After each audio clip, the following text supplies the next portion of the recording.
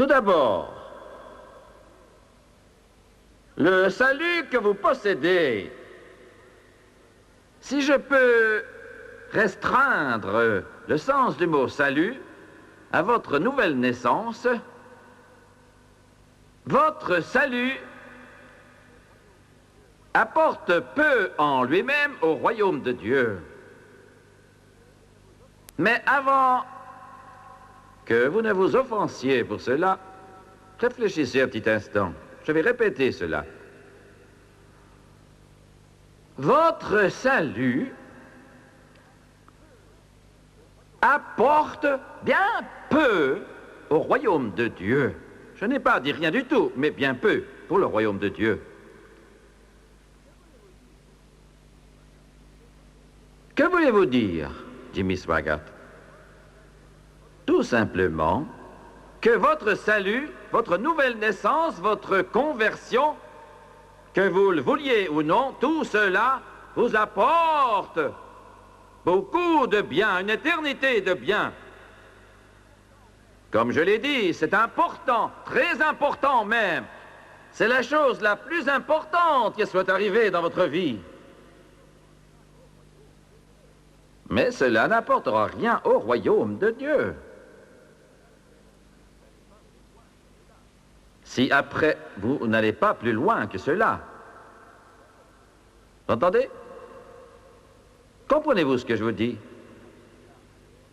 Une fois sauvé, si vous vous arrêtez là, votre nom est certes écrit dans le livre de vie de l'agneau et vous allez au ciel. Et si vous mourrez soudainement, vous allez directement au ciel. Oui, si l'enlèvement de l'Église a lieu, vous allez au ciel avec Jésus. Mais si nous parlons du royaume de Dieu, si nous nous arrêtons là, nous ne pouvons rien apporter, nous ne pouvons rien faire pour Jésus. Nous devons alors être baptisés dans le Saint-Esprit.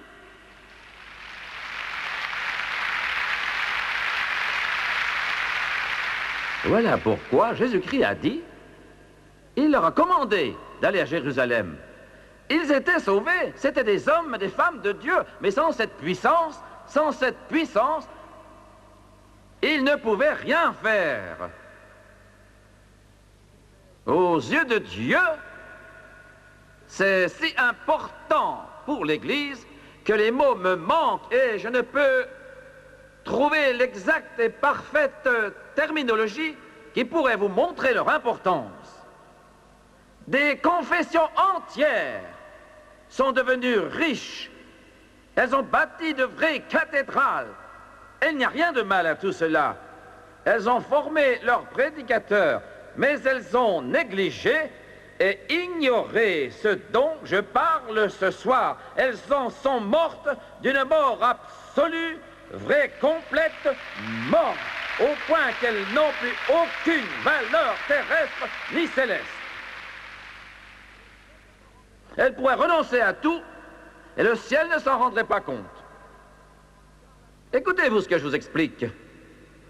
Car la seule puissance que Dieu reconnaisse, c'est celle du Saint-Esprit. Nous venons d'édifier une nouvelle église chez nous, à Bâton Rouge, ce qui ne fait pas exception à ce que je dis. Mais mes amis, vous pouvez bâtir la plus grande église du monde, y installer les plus beaux tapis, vous pouvez embellir la chaire, poser des vitraux en guise de fenêtres et faire appel à de vrais artistes pour qu'ils dessinent de somptueux tableaux. Mais si vous n'avez pas le Saint-Esprit, si vous n'avez pas le Saint-Esprit dans votre église, vous gaspillez tout votre or, vous gaspillez le bois, vous gaspillez l'argent, vous gaspillez vos biens, parce que la puissance de l'église, c'est la puissance du Saint-Esprit.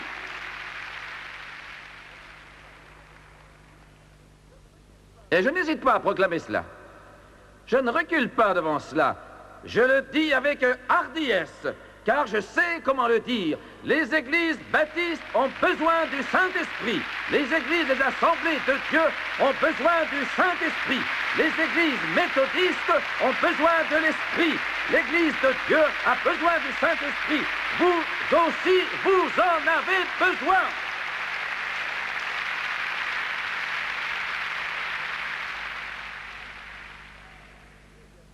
Très bien. Deuxièmement, il y aura autant de différences en vous après que vous aurez été baptisé du Saint-Esprit, qu'il n'y en a eu après votre nouvelle naissance. Je vais le répéter d'une autre manière. Quand vous donnez votre cœur à Jésus, il entre dans votre cœur et votre vie. Et un changement miraculeux se produit par rapport au passé. Vrai? Quand vous êtes baptisé dans le Saint-Esprit, un changement nouveau intervient dans votre vie par rapport à votre état d'avant que vous ne soyez rempli de l'Esprit. Je parle de changement miraculeux. Votre style de vie va changer. Comprenez-vous ce que je vous explique? Votre style de vie va changer quand vous serez baptisé dans le Saint-Esprit, mais peut-être est-ce passé et rien n'est arrivé. Alors, ce n'est pas la faute de l'Esprit, c'est votre faute. Vous entendez? Ce n'est pas la faute de l'Esprit, c'est la vôtre, car si vous le laissez suivre sa voie dans votre vie, il opérera un changement miraculeux qui affectera toute votre expérience spirituelle. Je vais répéter cela. Premièrement, votre style de vie va changer dès que vous serez baptisé dans l'Esprit. Frère Swagart, j'ai changé quand j'ai été sauvé, je le sais bien. Mais quand vous êtes rempli de l'Esprit, mon frère, vous voyez un changement et votre vie n'est plus la même. Mais de quoi parlez-vous? Simplement de ceci. Dès que vous êtes rempli de l'Esprit, vous découvrez certaines choses pour lesquelles vous disiez oui, sans vraiment vous poser de questions. Mais puisque vous avez été baptisé dans le Saint-Esprit, vous remarquez que l'Esprit commence à vous dire ne fais pas cela, ne fais ceci, ne fais pas cela, va là, ne viens pas ici. Comprenez-vous? Votre style de vie change. Alléluia! Gloire à Dieu! Un véritable changement se produit. Deuxièmement, vous devenez un peu fanatique. C'est cela. Quand vous êtes sauvé, vous êtes changé. Les gens qui travaillent avec vous le remarquent. Mais lorsque vous êtes rempli du Saint-Esprit, un autre changement se produit. Parce que maintenant, le Seigneur commence spirituellement à accorder votre vie. Certains d'entre vous qui êtes assis dans cet auditorium ce soir, des millions également de nos chers téléspectateurs, vont me regarder d'un air de dire « Oh, je ne connais pas cela. » Oui, mon frère, je le sais. Certains sont assis ce soir et d'autres nous regardent à la télévision et se disent « J'aime bien ce qu'il dit, mais il y a des choses, frère Swagart, que je n'aime pas. Je n'aime pas qu'on tape des mains, qu'on agite les bras et qu'on les lève. Je le sais bien. Et je le comprends très bien. Je sais, c'est parce que vous renoncez à ce que Dieu vous offre. Il vous a sauvé, non pour faire de vous un membre d'Église, mais tout simplement pour vous remplir du Saint-Esprit, afin que les choses de Dieu prennent toute leur importance dans votre cœur et dans votre vie. Voyez-vous, vous pouvez être sauvé et aller au ciel, tout en restant attaché à un ensemble de choses très religieuses, mais humaines. Comprenez-vous ce que je dis? Voyez-vous, le salut nous sépare de ce monde, mais le Saint-Esprit vous sépare de la religion morte, formelle et froide.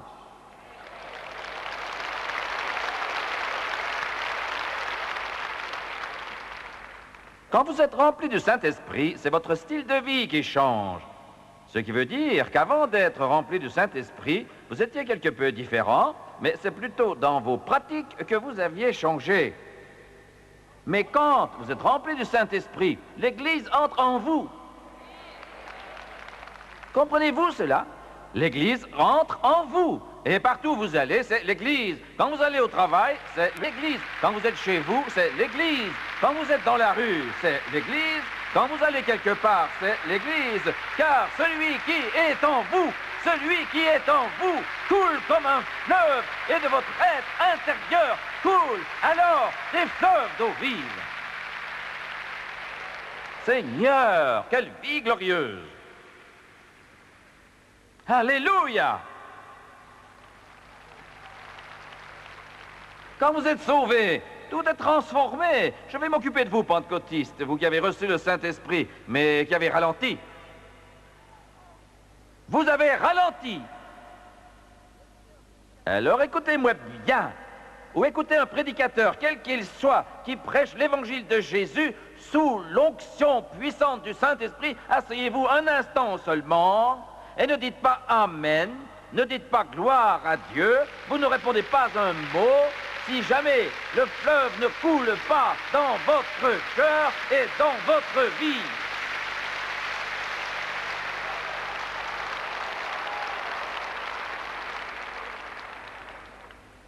Oh, je ne veux pas me donner en spectacle. Je le sais bien, mais voyez-vous, tout se passe au ciel, comprenez-moi bien, c'est différent sur terre par rapport à ce que c'est au ciel. Comprenez-vous cela?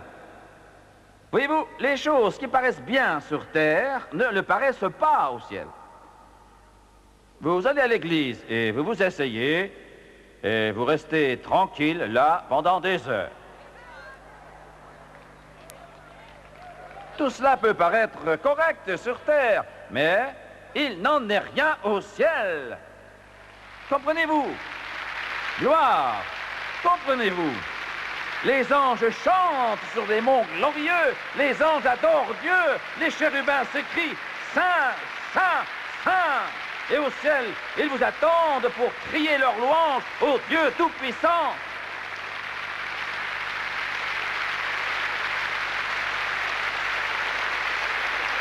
Gloire à Dieu!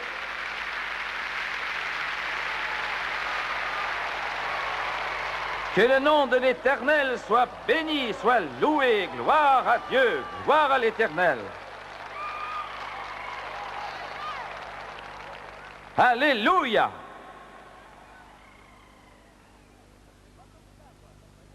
Vous dites, mais je ne fais pas comme cela, moi, je n'ai pas été élevé comme cela, frère Swagard. Votre éducation n'a vraiment rien à voir avec ce dont nous parlons.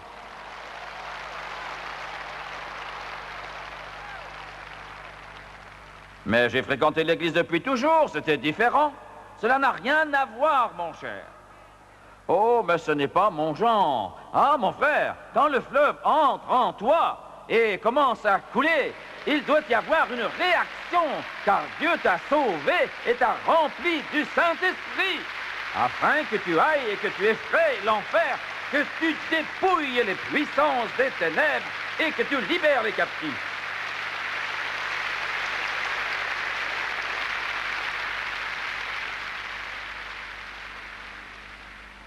Mais comment pourrais-je exprimer cela? Comment en parler?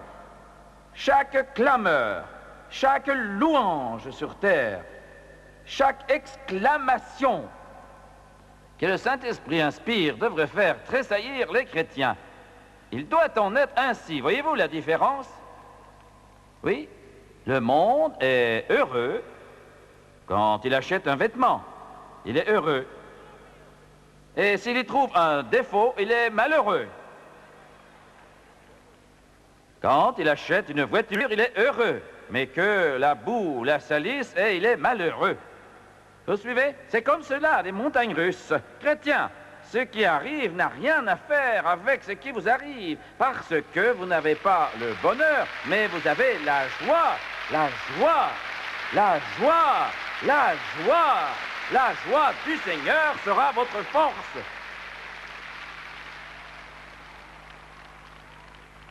Chaque louange, chaque exclamation de joie, chaque attitude de louange n'est qu'un écho de ce qui se passe au ciel. Écoutez bien, Dieu va devoir en prendre quelques-uns et les garder devant la porte un instant pour leur montrer ce qui se passe à l'intérieur avant qu'ils ne puissent entrer.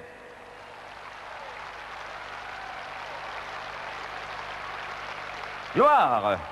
Alléluia! Alléluia! Alléluia! Alléluia! Alléluia! Alléluia! Alléluia!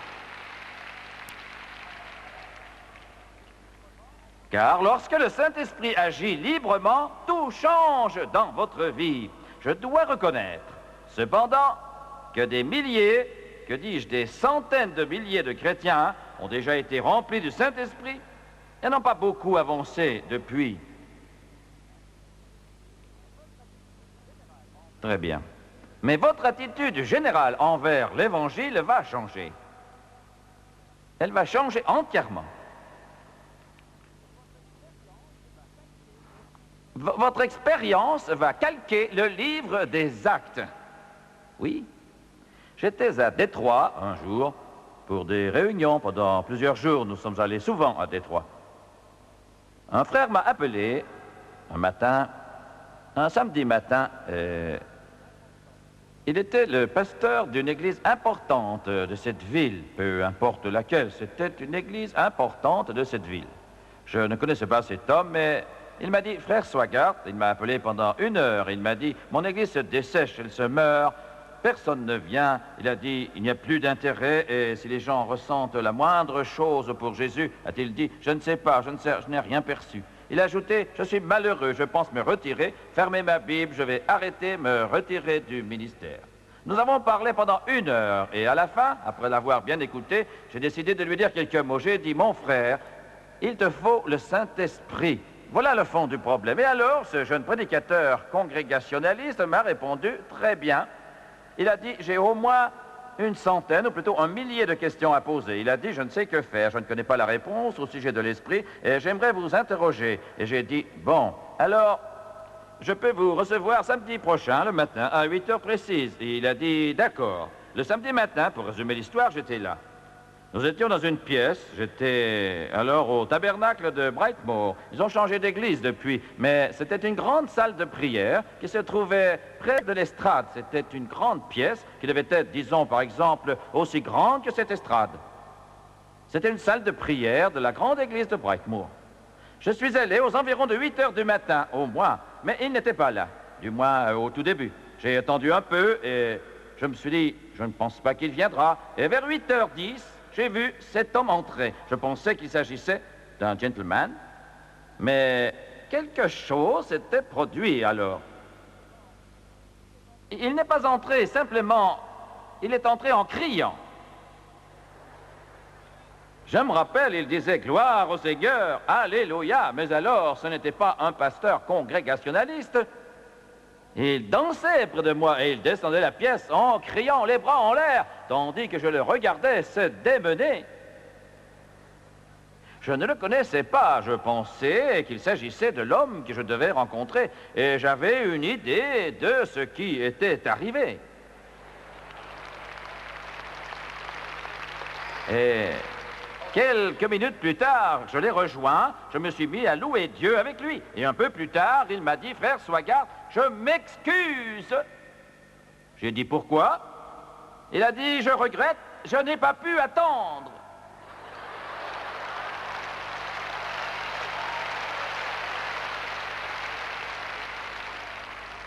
Ce matin, à 4 heures, Jésus m'a baptisé du Saint-Esprit et de feu. Alléluia, Alléluia, Alléluia. Seigneur, a-t-il dit, je n'ai jamais été aussi heureux. Il a dit, je ne pouvais plus supporter. Il a dit, ma femme et moi avions décidé de prier toute la nuit, s'il le fallait. Mais il a dit, Jimmy Swaggart, nous savions comment prier. Et il s'agissait d'un pasteur. Ils se sont agenouillés. Et il a dit, j'ai prié, ô Jésus. Il a dit, oh, je veux le Saint-Esprit. En fait, je ne sais pas quoi demander, si ce n'est le Saint-Esprit. Et cela a duré 2 ou 3 minutes, puis il s'est mis à prier pour les missionnaires. Il a terminé et sa femme a continué. Elle a prié un peu et cela a duré 1 heure environ, puis c'était tout. Il n'avait plus rien à dire. Puis ils ont failli s'endormir tous les deux. Il était presque 11 heures du soir, c'était assez tard. Alors ils se sont levés, ils ont bu du café, puis ils se sont remis à prier et ont recommencé. Ils ne savaient que faire. Alors vers 3h30 du matin, ils ont dit, en fait, on n'arrive à rien comme cela. Elle s'est levée pour faire à nouveau du café, dit-il. Et tandis qu'elle était là, près du feu, avec la cafetière, elle la tenait dans ses mains, quand tout à coup, sans aucune explication, ce pasteur congrégationnaliste a vu sa femme recevoir l'Esprit de Dieu. Elle tenait la cafetière. Il a dit, il y a eu du café partout au plafond. Alléluia! Gloire! Il a dit, elle s'est mise à parler en langue. Elle est entrée dans la chambre en parlant en langue. Et quand elle est entrée, j'ai tout compris et l'Esprit est venu aussi sur moi. Et je l'ai reçu et j'ai commencé à parler en langue. Il m'a dit, désolé, frère Swagard, je voulais attendre, mais je n'ai pas pu. Très bien. Il m'a rappelé, il a commencé à venir à nos réunions. Puis il m'a rappelé une semaine plus tard, les réunions duraient des semaines, c'était une mission que nous faisions. Il a dit, frère Swagard, j'ai un problème. J'ai dit, oui, ça arrive souvent quand on reçoit le Saint-Esprit. Il a dit, mon beau-père, qui vit dans une autre ville, nous l'avons appelé pour lui dire que nous venions de recevoir le Saint-Esprit. Il m'a dit, frère Swagard, il y a eu un long silence quand nous lui avons dit cela. À la fin, il a dit, est-ce le truc de parler en langue? Il a répondu, papa, j'ai peur que oui. Il a dit, oh mon Dieu, dans quel drap vous vous êtes mis? Fiston, je prends le premier avion, j'arrive. Dis à ma fille de prendre l'écouteur. Et il lui a dit, surtout, ne signe aucun papier.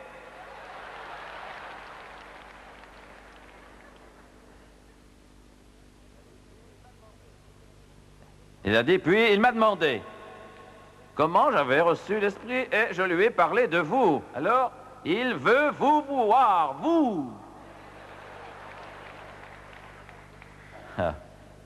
Il a dit, alors il peut venir? J'ai dit, il peut venir. Le samedi matin, j'étais à l'église à l'heure du rendez-vous et ils sont venus. Le jeune homme restait quelque peu en arrière, il était souriant et quant à son beau-père, il marchait devant lui. Le brave homme avait sous le bras un paquet impressionnant de livres, de vieux ouvrages. Je le revois encore, il a descendu l'allée centrale du tabernacle de Brightmoor avec sous le bras ces vieux livres. Il voulait me faire ma fête avec tous ces vieux livres-là. Et moi, je l'ai vu venir et j'ai dit, oh Dieu, que dois-je faire avec lui? Je savais qu'il était fondamentaliste, mais oui, j'ai dit, qu'est-ce que j'en fais? Et le Saint-Esprit m'a dit tout d'un coup, aime-le. Aime-le. Il avançait comme un soldat. Et arrivé au premier rang du tabernacle, il a déposé tous ses livres. S'est avancé et a dit, je m'appelle... il a tendu la main et je l'ai embrassé.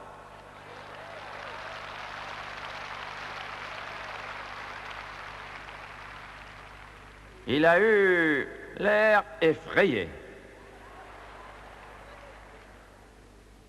Je savais ce qu'il pouvait penser. Il se disait, Seigneur, je me laisse embrasser par l'un d'eux. Mais que va-t-il, que va-t-il bien m'arriver maintenant? Oh Dieu, mais qu'est-ce qu'il faut faire? Je savais ce qu'il pensait, lui. Et je priais pour lui. Et tandis que je priais pour lui, il s'est mis à crier. Et des larmes coulaient sur ses joues. Et il a balbutié, et Jésus l'aurait bien rempli de son Saint-Esprit à l'instant même, s'il n'avait été encore prisonnier de certains préjugés religieux vieillots que trop de gens ont encore.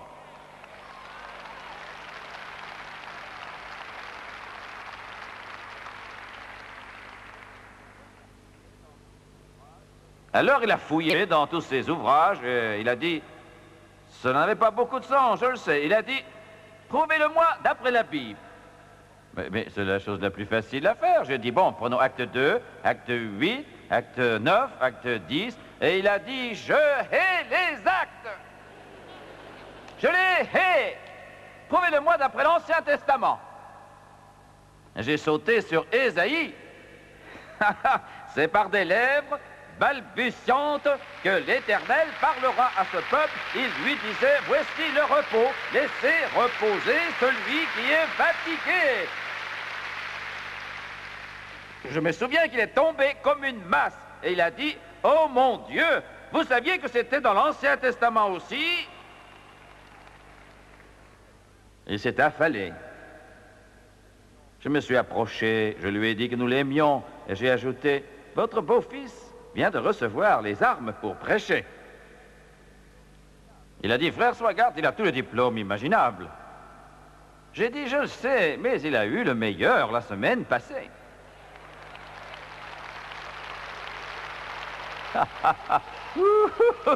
Alléluia.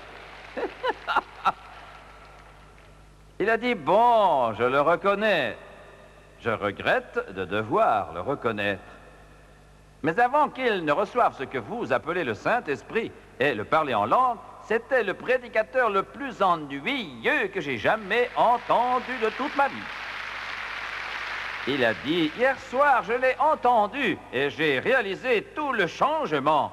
Il est un autre homme. Il y a comme une source dans son âme. C'est un vrai miracle. Dernier point. Sans le Saint-Esprit, les œuvres que vous faites pour le Seigneur ne sont pas inspirées par l'Esprit, elles sont humaines. M'avez-vous entendu? Quel genre d'œuvre faites-vous? Jésus a dit dans Jean 14, 12, vous ferez ces œuvres que vous en ferez de plus grandes, parce que je m'en vais au Père. Très bien. Quel genre d'œuvre faites-vous? Je veux que vous m'écoutiez, vous tous, c'est les spectateurs qui êtes sauvés. Quel genre d'œuvre faites-vous? Faites-vous pour le Seigneur? Ce que je vais dire sera un peu désagréable, mais c'est vrai. Je vais le dire. Très bien. Si vous remarquez bien, quand vous êtes sauvés, si vous vous arrêtez et ne recevez pas l'Esprit, tout ce que vous faites sera inutile. Cela servira à votre Église. M'avez-vous entendu? Oui ou non? On ne peut faire un baptiste de tout le monde.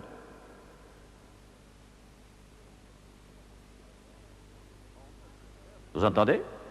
On ne peut faire de tout le monde un pentecôtiste. Vous voulez des âmes, mais si vous recevez le Saint-Esprit pour ensuite vous arrêter, votre travail sera surtout pour votre dénomination. Mais écoutez cette déclaration. Je suis Assemblée de Dieu, j'ai la communion des frères, mais je ne travaille pas pour les assemblées de Dieu.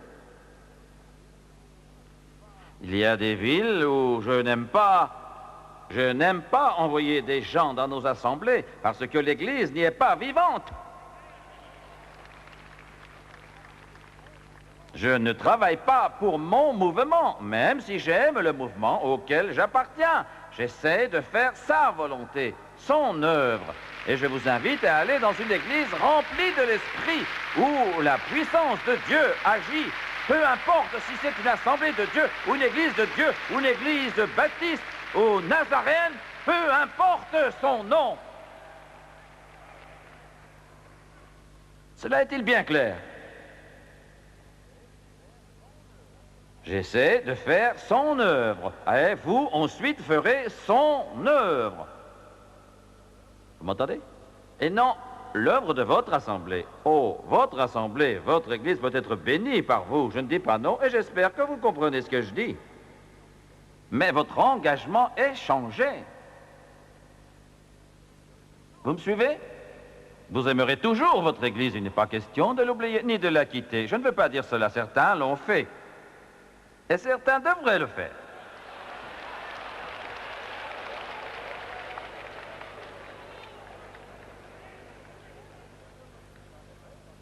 Le mieux serait qu'il y ait un réveil dans l'Église, pour qu'elle revive et soit enflammée pour Dieu, car c'est certainement l'idéal et Dieu aime voir cela.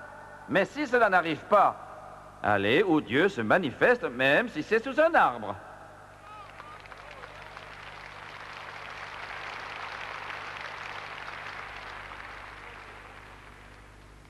Oh, comprenez bien cela. Il est important que vous le compreniez. Ma grand-mère a été la première dans notre famille à faire l'expérience du baptême du Saint-Esprit. Oh, l'heureux jour, oh, l'heureux jour. Cela a révolutionné notre vie, révolutionné nos vies pour toujours. Nous n'avons plus jamais été les mêmes. J'étais un petit blondinet de 8 ans, mais quand elle a reçu le Saint-Esprit, elle a été changée instantanément, miraculeusement, glorieusement. Elle est rentrée, et mon père, son fils, en la voyant, lui et ma mère ont pensé qu'elle avait perdu la raison. Alors ils allaient tous à la même église. Ils fréquentaient la même petite assemblée de Dieu, et tous étaient sauvés. Ma mère et mon père étaient sauvés, mais ils pensaient que ma grand-mère était folle. Ils pensaient qu'elle avait perdu la tête, qu'elle avait eu un incident de parcours. Mon père m'interdisait même d'aller la voir chez elle.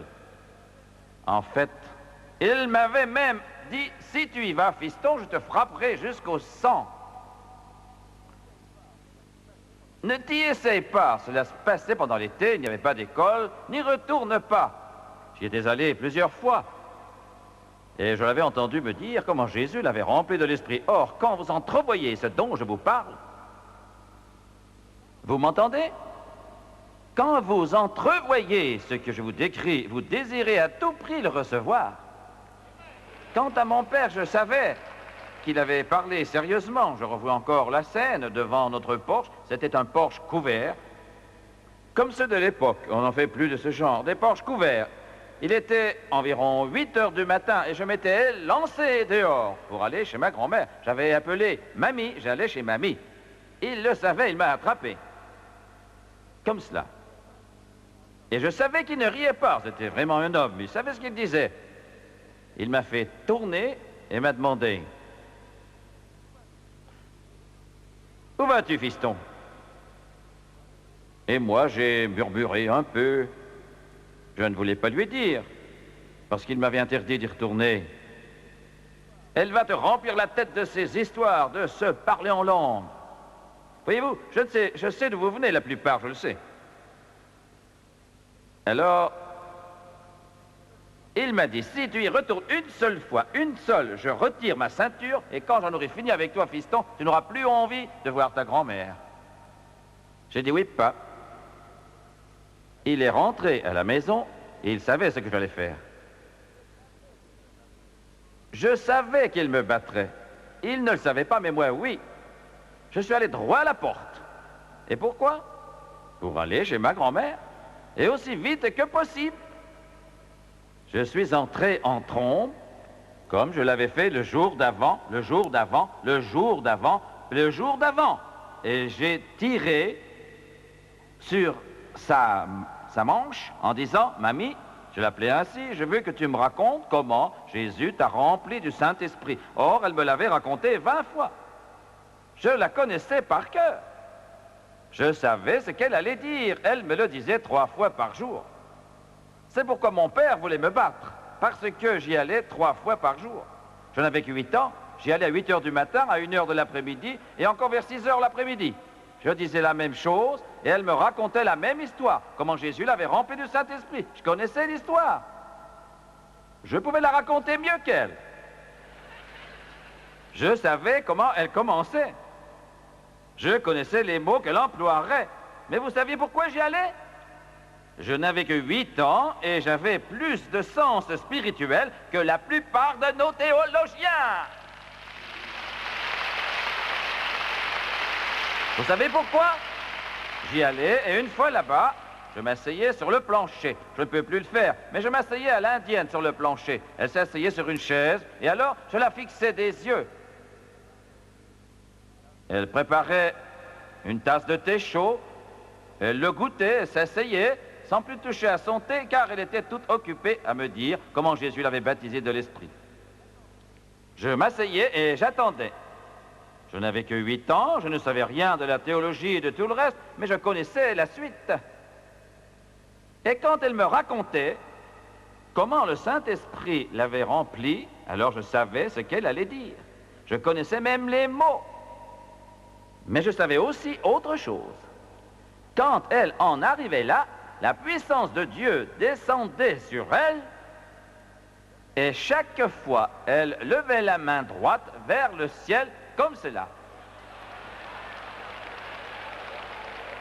Elle l'a fait jusqu'à sa mort, d'ailleurs. Elle levait donc le bras et parlait en d'autres langues. Et chaque fois, l'esprit qui était sur elle venait sur moi.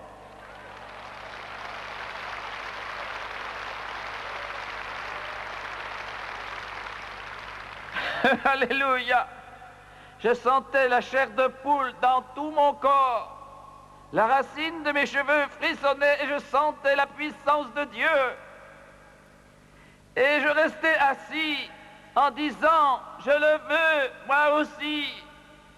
Je veux ce que tu as, je veux ce que tu as. Et quelques jours plus tard, il m'a donné ce qu'elle avait. Alléluia! Alléluia! Alléluia! Je ne parle pas d'un petit supplément, je parle d'une vraie révolution, d'une expérience qui change la vie, le baptême dans le Saint-Esprit. Recueillons-nous quelques instants. Gloire au nom du Seigneur. Alléluia, alléluia, alléluia, alléluia, alléluia, alléluia.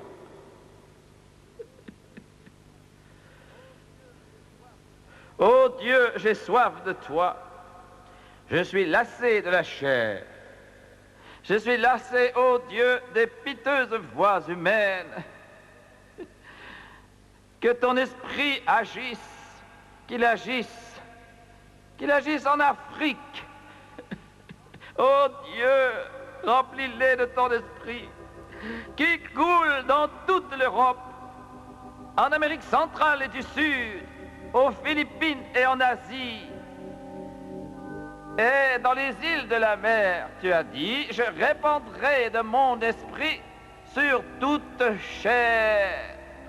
Répands-le. Nos églises dorment, nos prédicateurs dorment, nos chrétiens ont une grande soif spirituelle. Oh, oh, oh, ils veulent l'eau de la vie. Oh Dieu, agis en ce lieu. Je te le demande au nom de Jésus. Les têtes sont inclinées, les yeux fermés. Combien vont dire ce soir en ce lieu, Jimmy Swaggart, je suis déjà sauvé, je le sais bien. Je sais que je suis né de nouveau, mais je n'ai pas encore été baptisé dans le Saint-Esprit avec le signe extérieur du parler en langue. Je veux être rempli du Saint-Esprit. Levez la main où que vous soyez dans cette salle. Merci. Que tout le monde se lève un instant, s'il vous plaît.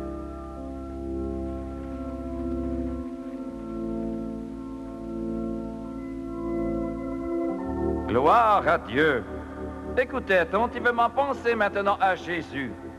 Pensez tous maintenant à Jésus ce soir. Ne pensez pas à autre chose. Pensez seulement au Seigneur. Dieu va accomplir de grandes choses parmi vous ce soir. Alléluia. Alléluia. Alléluia. Alléluia. Alléluia. Alléluia. Et maintenant que tous ceux qui ont levé la main ce soir, tout en haut, au milieu ou au centre ou en quelque lieu que ce soit, que tous ceux qui ont levé la main viennent jusqu'ici devant cette estrade. Venez maintenant pendant qu'ils chantent.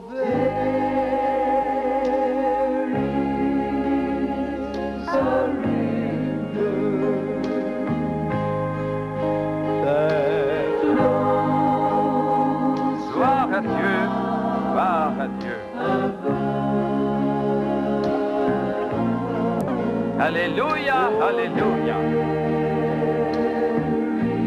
Il y est. Il est un fleuve. Alléluia.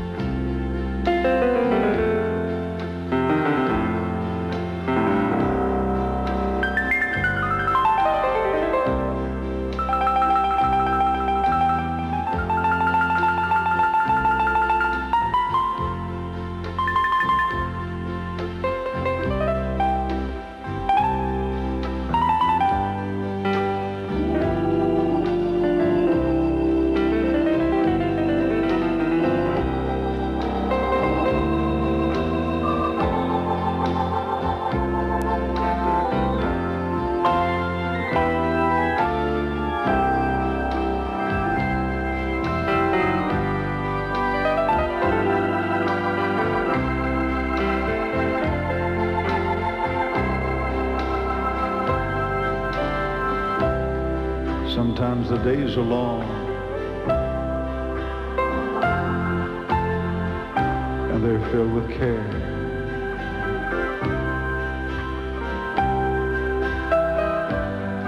But I just go to Him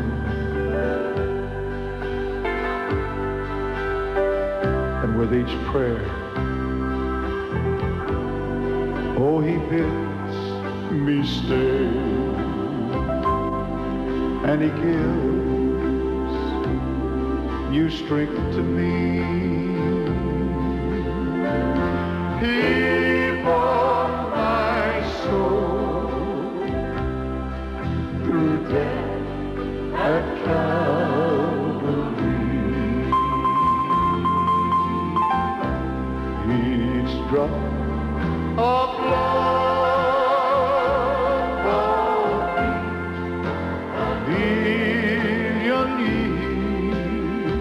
thank you, Master, yes. A soul was born each time He shed a tear. He loosed the chain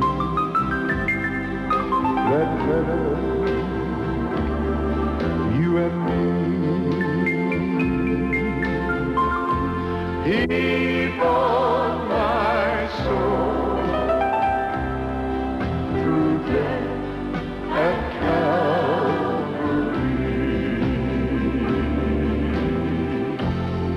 He bought my soul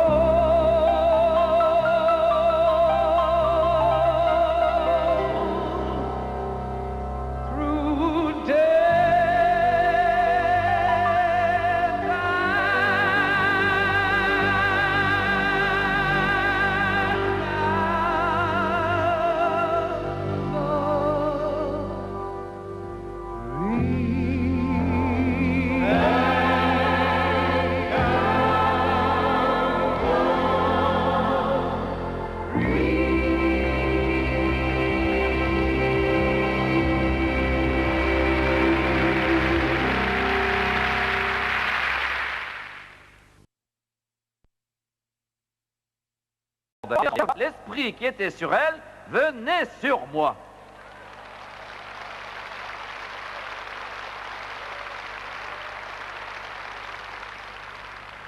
Alléluia! Je sentais la chair de poule dans tout mon corps. La racine de mes cheveux frissonnait et je sentais la puissance de Dieu. Et je restais assis en disant, je le veux, moi aussi. Je veux ce que tu as, je veux ce que tu as. Et quelques jours plus tard, il m'a donné ce qu'elle avait. Alléluia! Alléluia! Alléluia! Je ne parle pas d'un petit supplément, je parle d'une vraie révolution, d'une expérience qui change la vie, le baptême dans le Saint-Esprit. Recueillons-nous quelques instants. Gloire au nom du Seigneur. Alléluia, alléluia, alléluia, alléluia, alléluia, alléluia.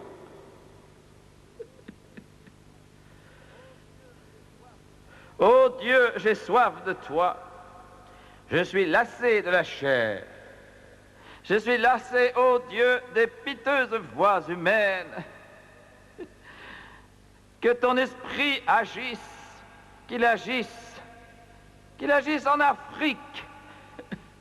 Ô Dieu, remplis-les de ton esprit, qui coule dans toute l'Europe, en Amérique centrale et du Sud, aux Philippines et en Asie, et dans les îles de la mer. Tu as dit, je répandrai de mon esprit sur toute chair.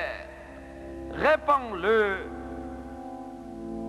Nos églises dorment, nos prédicateurs dorment, nos chrétiens ont une grande soif spirituelle.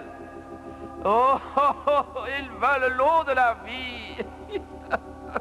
Oh Dieu, agis en ce lieu. Je te le demande au nom de Jésus. Les têtes sont inclinées, les yeux fermés. Combien vont dire ce soir en ce lieu, Jimmy Swaggart, je suis déjà sauvé, je le sais bien. Je sais que je suis né de nouveau, mais je n'ai pas encore été baptisé dans le Saint-Esprit avec le signe extérieur du parler en langue. Je veux être rempli du Saint-Esprit. Levez la main où que vous soyez dans cette salle. Merci. Que tout le monde se lève un instant, s'il vous plaît.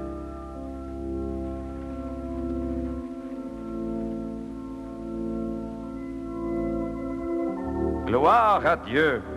Écoutez attentivement, pensez maintenant à Jésus. Pensez tous maintenant à Jésus ce soir. Ne pensez pas à autre chose. Pensez seulement au Seigneur.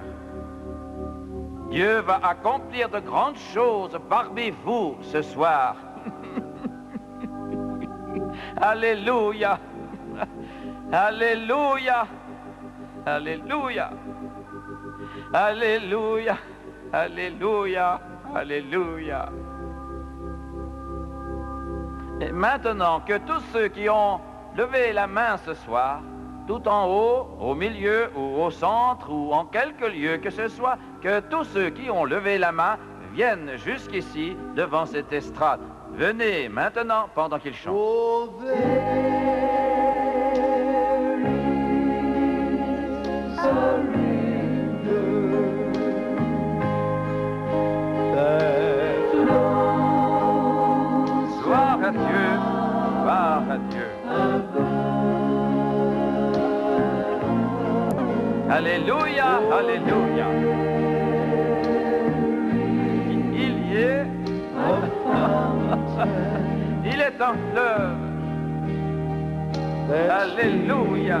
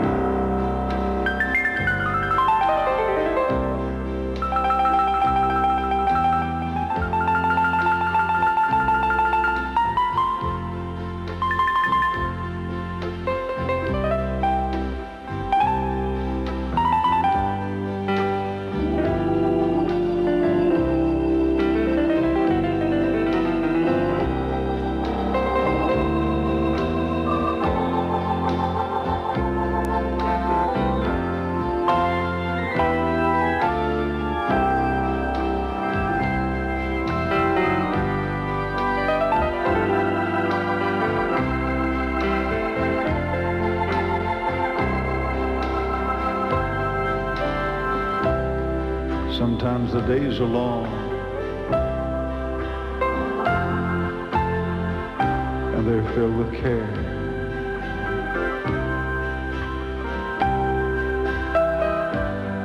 But I just go to him